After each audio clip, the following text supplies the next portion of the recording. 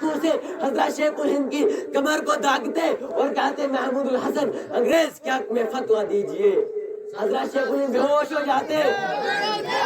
سر بکف سر بلند، سر بکف سر بلند، علمائے دیوبند، علمائے دیوبند، سر بکف سر بلند. حضرت شیخ الہند بے ہوش ہو جاتے. جب ہوش آتا تو کہتے انگریز میں بلال کا وارث ہوں، اسلام کی خاطر میری چمڑی پگھل. السلام علیکم ناظرین گرامی. علماء دیوبند کے شاندار ماضی اور کردار پر ایک ولولہ انگیز تقریر مدرسہ اسراریہ دعوت الحق چانٹی بالا کے ایک طالب علم نے سالانہ اجلاس کے موقع پر پیش کی. سننے کے لیے اس ویڈیو کو مکمل دیکھیں. ہمارے چینل ملک ٹائمز کو ضرور سبسکرائب کریں، ویڈیو کو لائک کریں، شیئر کریں اور کمنٹ باکس میں اپنے مشوروں سے ہمیں ضرور نوازیں. نصلي على رسوله الكريم. أما بعد فأعوذ بالله من الشيطان الرجيم. بسم الله الرحمن الرحيم. إنما يخشى الله من عباده العلماء. صدق الله العظيم. جنہیں میں ڈھونڈتا تھا آسمانوں میں زمینوں میں، جنہیں میں ڈھونڈتا تھا آسمانوں میں زمینوں میں، وہ نکلے میرے ظلمت خانہ دل کے مکینوں میں. چلا سکتی ہے جماعت استا کو موج نفس ان کی، الہی کیا چھپا ہوتا ہے اہل دل کے سینوں میں. نہ پوچھ ان ارکا پوشوں کی عیادت ہو تو نہ دیکھ ان کو، یتے بیزالیت بیٹے کی اپنی آستینوں میں. جناب صدر، معزز علماء کرام اور میرے ہم مکتب ساتھیو، السلام علیکم. آج مجھے جس موضوع سخن پر دعوت گفتگو اور دعوت جستجو کرنے کا موقع عنایت ہوا وہ ہے علماء دیوبند اور اس کے نبی صلی اللہ علیہ وسلم. دعا کریں کہ اللہ تعالیٰ مجھے صحیح بولنے اور ہم سب کو اس پر عمل کرنے کی توفیق عطا فرمائے.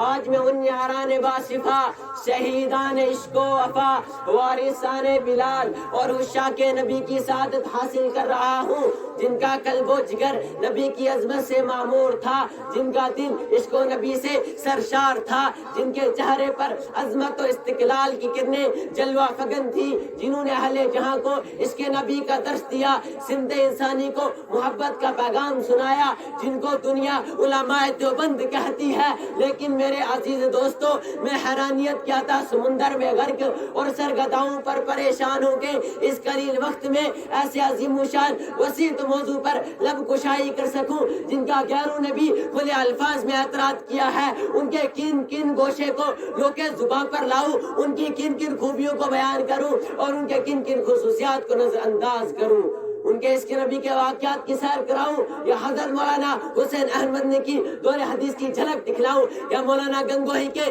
دل کا تذکرہ کروں، یا جنگ آزادی کے موقع پر علماء دیوبند اس کی بار تجھ پر اے مدینہ میں فدا ہوتا، ہزاروں بار تجھ پہ اے مدینہ میں فدا ہوتا، جو بس چلتا تو مر کر بینا تجھ سے میں جدا ہوتا. دوستو، دیوبند کی سرزمین پر ایک شخصیت ہے جس کو شیخ محمود الحسن کہا جاتا ہے، جنہوں نے انگریز کے خلاف ظلم کو روکنے اور اسلام کے تحفظ کی خاطر ریشمی رومال کی تحریک چلائی تھی. جب ان کا 1921 میں شہر دہلی میں حکیم اجمل خان کے یہاں انتقال ہوا تو جنازہ دہلی سے دیوبند لایا گیا، غسل کرنے کے لیے تخت پہ لیٹایا گیا، کمر سے کپڑا ہٹایا گیا تو کمر پر ہڈیوں کے سوا گوشت کا نام و نشان نہ تھا. یہ منظر دیکھ کر لوگوں کے دل دہک اٹھے، لوگ رو پڑے. حضرت مولانا حسین احمد نے جن اپنے استاد حضرت شیخ الہند کے ساتھ بہت تکلیفیں برداشت کی تھی، وہ اس وقت دارالعلوم کلکتہ میں حدیث شریف کا درس دے رہے تھے. جب وہ دیوبند آئے تو لوگوں نے ماجرا بیان کیا اور پوچھا حضرت شیخ الہند کی کمر پر ہڈیوں کے سوا گوشت کا نام و نشان نہ تھا، اس کی کیا وجہ ہو سکتی ہے؟ حضرت مولانا حسین احمد نے رو پڑے اور کہنے لگے میرے استاد حضرت شیخ الہند نے اس راز کو فاش کرنے سے منع کیا تھا. مالٹا کی جیل میں انگریز میرے استاد حضرت شیخ الہند کو تہخانے میں لے جاتے، کپڑا اتار کر گرم سلاخوں سے حضرت شیخ الہند کی کمر کو داغتے اور کہتے محمود الحسن انگریز کے حق میں فتویٰ دیجئے. حضرت شیخ الہند بیہوش ہو جاتے. سر بکف سر بلند، سر بکف سر بلند، علماء دیوبند، علماء دیوبند، سر بکف سر بلند. حضرت شیخ الہند بیہوش ہو جاتے. جب ہوش آتا تو کہتے انگریز میں بلال کا وارث ہوں، اسلام کی خاطر میری چمڑی پگھل تو سکتی ہے، اسلام کی خاطر میری چمڑی ادھر تو سکتی ہے، لیکن میں کبھی بھی انگریز کے حق میں فتویٰ نہیں دوں گا.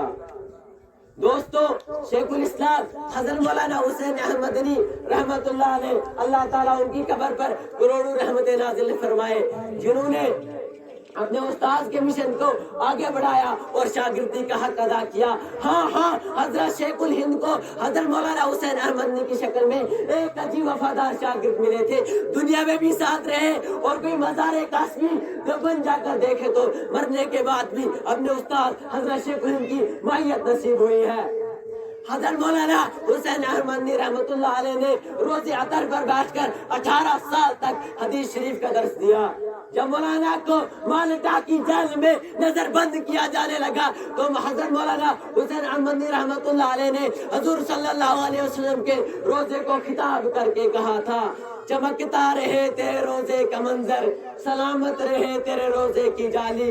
چمکتا رہے تیرے روزے کا منظر، سلامت رہے تیرے روزے کی جالی. ہمیں بھی عطا ہو وہ شوق ابوذر، ہمیں بھی عطا ہو وہ جذبہ بلالی. دوستو، حضرت مولانا الیاس رحمت اللہ علیہ جیسا عاشق رسول کون ہو سکتا ہے؟ وہ تبلیغی جماعت کا بانی تھا، تبلیغی جماعت کا آدمی تھا، رسول اللہ صلی اللہ علیہ وسلم کی سنتوں کا عاشق تھا. جب دعوت کے پیغام کو لے کر پانی پت پہنچا تو لوگوں نے تھپڑ مارے، وہ بے ہوش ہو گیا. جب ہوش آیا تو کہنے لگا، لوگوں صرف ایک بار مسجد جانا ہوگا، رسول اللہ صلی اللہ علیہ وسلم کی بات سننی ہوگی. انہوں نے تھپڑ کھائے، مارے کھائی. کیوں کھائی؟ اس سے نہیں، بیار و مددگار تھے. حضرت مولانا الیاس رحمت اللہ علیہ نے تھپڑ اور مارے اس لیے کھائے کہ کملی والے نے اہل طائف کی گلیوں میں مارے کھائے تھی. اگر کملی والا اہل طائف کی گلیوں میں مارے نہ کھاتا تو خدا کی قسم حضرت مولانا الیاس کبھی بھی لوگوں کے تھپڑ نہ کھاتا. وہ پیغمبر کی سنتوں پر چلتا تھا. علماء دیوبند رسول اللہ صلی اللہ علیہ وسلم کی سنتوں کے اتنے عاشق ہوا کرتے تھے. ہاں مسلک دیوبند سے تعلق رکھنے والا ہر شخص رسول اللہ صلی اللہ علیہ وسلم کی سنتوں کا عاشق ہوا کرتا ہے. ذرا تاریخ اٹھا کر تو دیکھو، ایک دو الیاس نہیں بلکہ ہزاروں سینکڑوں الیاس ایسے ملیں گے جنہوں نے اس کی ربی کی خاطر اپنی جان آخری کے حوالے کر دی تھی. بس میں ایک شعر سے اپنی تقریر کو ختم کرتا ہوں. اڑائے ورگ کچھ لالا نے، کچھ نرگس نے، کچھ گل نے. اڑائے ورگ کچھ لالا نے، کچھ نرگس نے، کچھ گل نے. چمن میں ہر طرف بکھری ہوئی ہے داستان میری. اللہ تعالی ہم سب کو رسول اللہ صلی اللہ علیہ وسلم کی سنتوں پر چلنے کی توفیق عطا فرمائے. وآخر